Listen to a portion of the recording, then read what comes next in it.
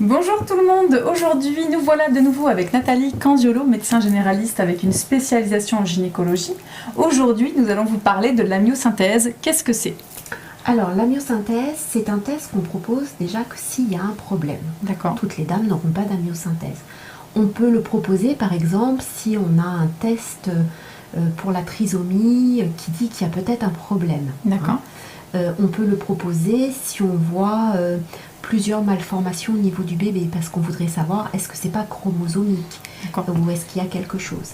Et ça consiste à faire l'échographie pour savoir où est le bébé. Puis une fois qu'on sait où est le bébé, on va piquer à côté. Alors l'aiguille est impressionnante, oui, mais je le mettrai en vidéo.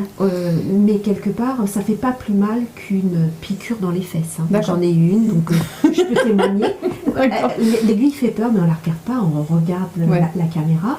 Et en fait, on va retirer un tout petit peu de liquide. Alors l'aiguille passe par quel endroit? Alors l'aiguille va passer le ventre. Et puis elle va rentrer dans l'utérus. Mais elle passe par le nombril, par un autre côté? Non. Elle va, en fait, avec l'échographie, on sait comment est positionné le bébé et on va aller loin du bébé pour passer tout doucement et retirer un petit peu de liquide sans blesser le bébé. Et ça fissure pas la poche des os, ça fissure? Ça peut fissurer la poche des os. C'est pour ça qu'on essaye de ne pas faire trop d'amniosynthèse. D'accord, c'est un risque de complication pour la grossesse. Voilà, on peut avoir 1% de fausses couches. 1% c'est tout petit, mais ça fait un certain nombre au final. Voilà, la dame qui a une grossesse précieuse, qui veut garder son bébé, ça ne le fait pas.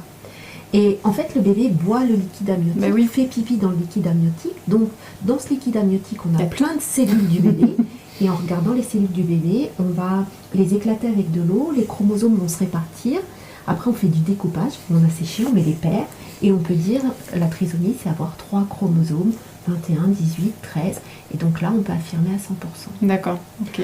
Alors, on a des amniosynthèses blanches. À savoir, quand on prélève, il n'y a pas de cellules, donc il faut y retourner.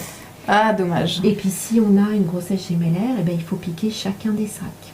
Ah d'accord, voilà. Ok, s'il y a 2 poches, parce que si c'est des faux jumeaux, si c'est des vrais jumeaux, il y a tout dans la même poche, on est d'accord? Pas forcément, d'accord. Ça dépend de quel stade, on a plusieurs stades de grossesse gémellaire. D'accord. Donc on n'est pas forcé d'avoir qu'un seul sac. En fait, l'amniosynthèse ne sera proposée que s'il y a un problème. D'accord, que s'il y a besoin. S'il y a besoin, c'est pas quelque chose qu'on va vous proposer d'emblée. On l'évoquera quand on prescrit le dépistage de la trisomie 21, parce que ça peut être proposé, donc il faut savoir ce qu'on peut proposer, mais on ne la fait pas d'emblée. D'accord, j'avais entendu dire aussi que passé 38 ans, 40 ans, on la faisait quasiment systématiquement. Est-ce que c'est vrai? C'était il y a 20 ans. C'était il y a 20 ans, d'accord. Voilà. Ok, merci, j'avais 16 ans. Ça m'est resté bien dans la tête, visiblement. Très bien, merci beaucoup Nathalie d'avoir répondu à mes questions. Et puis merci à vous de nous avoir écoutés, on vous dit à très vite. Au revoir. Au revoir.